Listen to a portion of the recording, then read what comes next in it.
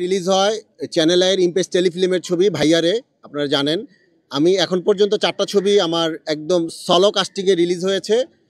আমি সিমি আমাকে যখন ছবিটার ব্যাপারে বলে আমি গল্পটা শুনি, গল্পটা আমার কাছে খুবই চমৎকার লাগে।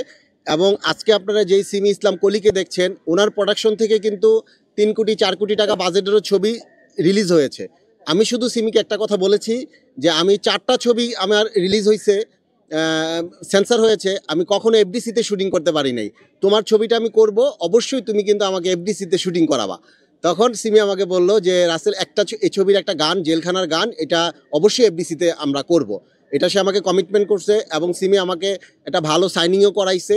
তো আশা করি ইনশাল্লাহ ও সিমির যে প্রতিভা এবং সিনেমার যে ক্ষুধা সিমির মধ্যে আছে এবং সে দেখেন তার পুরো জীবনটাই কিন্তু এই সিনেমায় শেষ করে দিয়েছে।